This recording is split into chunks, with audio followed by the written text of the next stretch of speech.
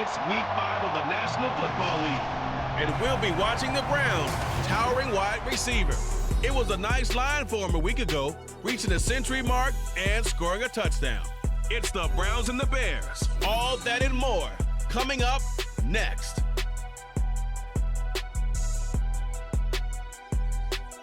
EA Sports coverage of the National Football League brings us to Cleveland Browns Stadium on the shores of Lake Erie.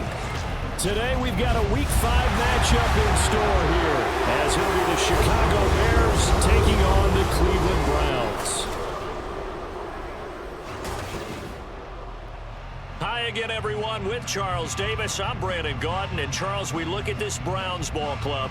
It's been a lost first month of the season, that's for sure, as they come in with an 0-4 record. And the window's not shut on them, though. They still have a chance to make something out of this season, but it has to start right now. Meanwhile, for our visitors, the Bears, they come off a...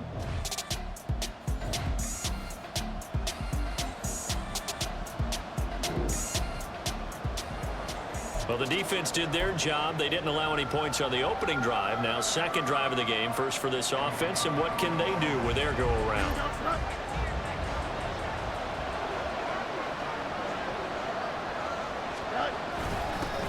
They'll run it here. This is Deontay Foreman. Now we're going to get a stoppage. There appears to be an injured Bear on the field. The medical staff is going to come out here and take a look, and we will take a short break.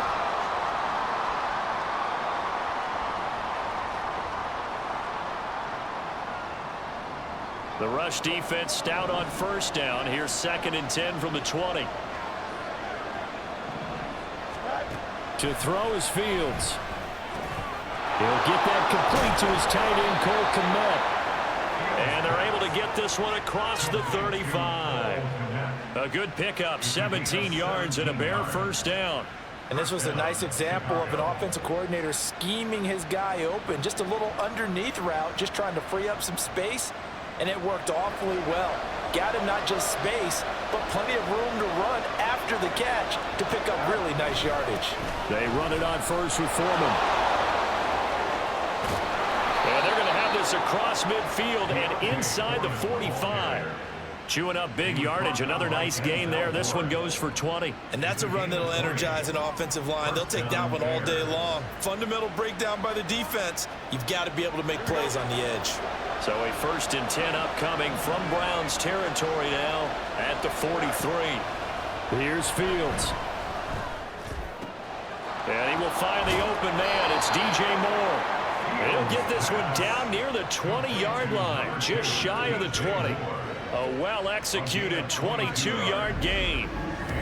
Well, I think when they look at their offense, they think to themselves, weapons, weapons everywhere, and they want to move the ball around. They want to spread it to different people. But you absolutely know they want to get this man involved as well, and that's what they just did on that play. Counting down toward the midway point in quarter one. On 1st and 10, here's Fields. Flush to his right.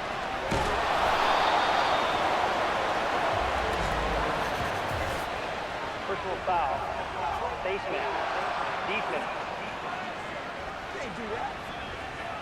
So a tug on the face mask, and that's going to cost him 15 yards. And sometimes it'll go unnoticed, but that one, pretty obvious for everyone to see. So now after the face mask penalty, here's 1st and goal. Foreman powering ahead. And he's going to be met at the line of scrimmage and taken down. No gain on the play that time, and it sets up 2nd and goal. And he got off the end there very quickly to make that play. Yeah, it was almost like the bullet train, wasn't it? I mean, just zoom. Quick, quick, quick. And what a terrific play, holding them to no gain.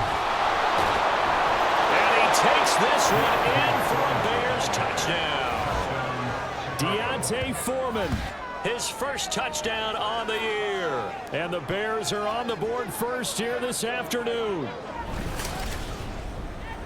And that caps off what was really a balanced opening drive for them, Charles. They work in the rushing game and the aerial attack, and they end it with a touchdown. Strong in so many ways, wasn't it, Mark?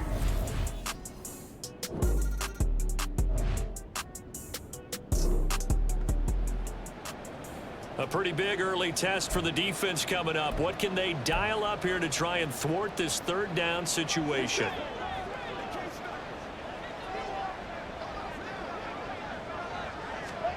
Watson now to throw. He had a man open, but he missed him, and it's incomplete. Well, how about the coverage we just saw him break out on third down?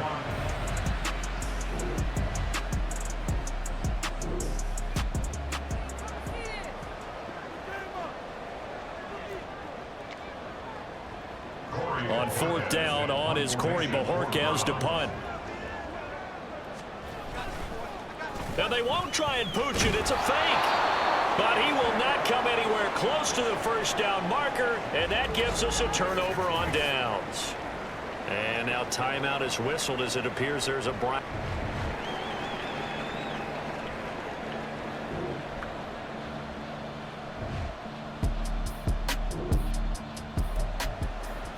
So it's third down, ball inside the red zone, and this defense looking to get the stop they need.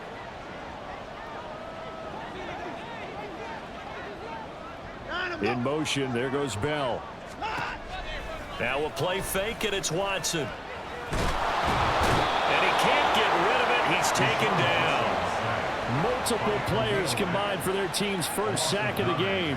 So this defense, they gave up some yards on this drive, but bottom line, they came up with a sack when it mattered. And we know that every down counts, but let's be honest about it. People focus on third down as a real key down in any drive, any situation. And they took full advantage of third down there and made a play.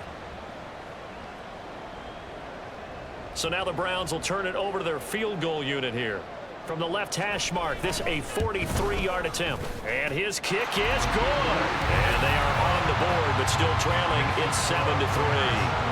So, Charles, they are on the board after that kick. So, three drives.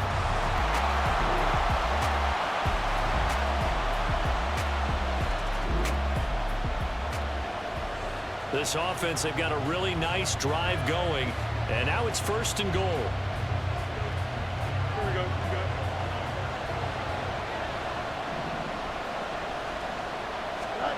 Now Fields. Looking end zone, but it's incomplete. I think he's got to be careful not to force anything into coverage right there. There weren't really any throwing lanes, but the best part for him, he's got second and third down to fall back on. On second down, here's Foreman. Absolutely nobody fooled there. He's going nowhere fast as he's stopped behind the line of scrimmage. Now the Bears going to call the first of their timeouts as they'll stop it with 40 seconds remaining in this first half. Three tight ends up front here, third and goal. Now it's Fields. They'll roll him out right. And he is in. Touchdown, Chicago. Justin Fields hitting double digits with his 10th touchdown of the season. And the Bears will extend their lead in the final minute of the half. That's a really good...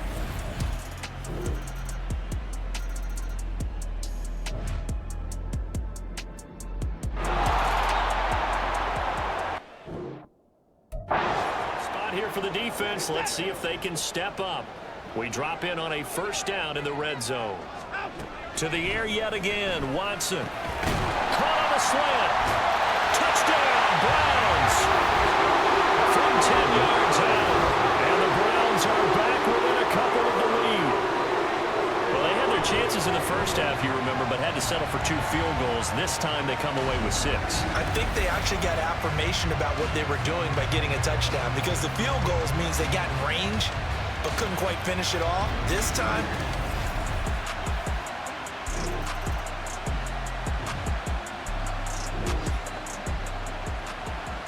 we drop you into the action here, neck and neck, tie game, third quarter, third down. Can this defense get the stop?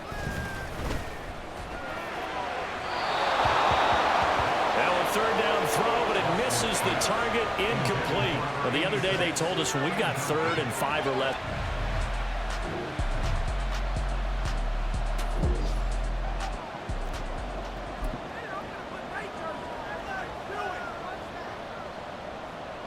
The Browns send out their punter now, as he'll punt it away for the second time.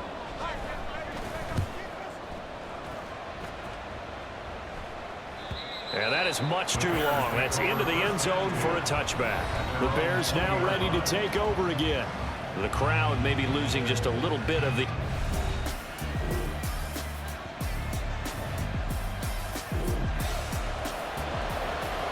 So here's the deal. Red zone situation, but it's 3rd down and 3. So a huge play forthcoming. Fields on 3rd down. Rolling to his right. Work in the middle of the field, and he's got a man complete. And the Bears are going to have 1st and goal as they try to finish off this drive with 6 points. Well, they've certainly done a nice job spreading the ball around on this drive. This time he gets it out to his back, and it's another nice play and another 1st down. They've got the defense on their heels a little bit. They're reacting instead of being aggressive and making play. And he'll get into the end zone. Touchdown, Chicago.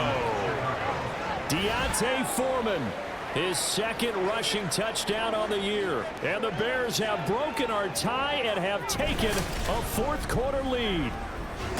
And this is the time of game where offensive lines can really dictate a team's fortunes. It's been a tough battle. They've been out.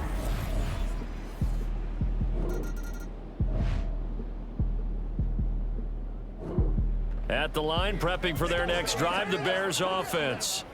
Their defense got the stop, forced the punt, and now you really start to monitor the clock as they nurse this slim lead. They'll start the drive with a give to Foreman. And he'll get him a little space here up to the 5-yard line.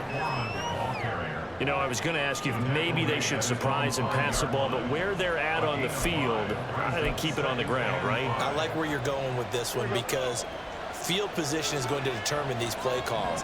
And backed up where they are, I don't even think about putting the ball in the air. I tell my... And look at this. They get the turnover they needed. It's intercepted. And they'll spot him at the 3-yard line. It's such...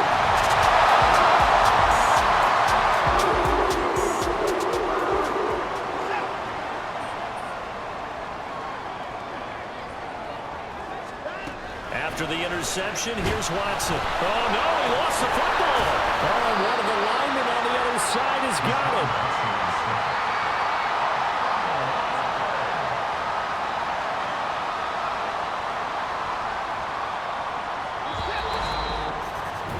4th quarter, down to the final 2 minutes, and we've got a 1-score game. So the Browns in possession of the football here as we get you reset. 2nd down, goal to go. Here's a toss right side to Mitchell. A nice display of power, but it only takes him to the 7. He's dropped there. And now timeout is whistled as it appears there's a Brown shaken up on the play. Hopefully, obviously nothing serious here. Medical staff, though, going to take a peek, and we'll take a break. Now, they'd really like to make the short field pay off. We'll see if they can, but this is 3rd and goal. Now Watson. Flushed out, and he can't get a throw away. He's taken down. Khalil Mack in there to drop him as that clock continues to run. And this dominant defensive performance continued on that play. This poor quarterback has not received the protection he needs and has had to pick himself up off the turf far too often. Desperation time. Watson on 4th down. And did he get the feet down? No. They'll say he did not. It's incomplete. They can't hook up here on the 4th down pass attempt, and the Bears will get the football back. So now let's reset here, Charles. They do have 2 timeouts left, so they can stop the clock.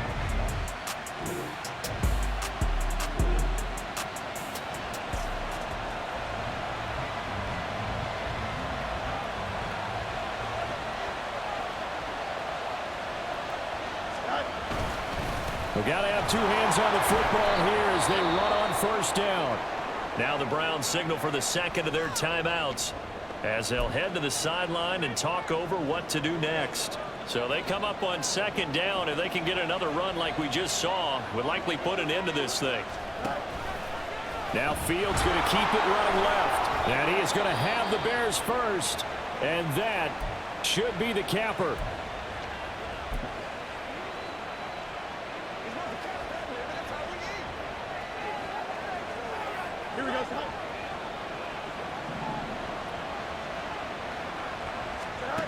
That one looks like he'll throw here.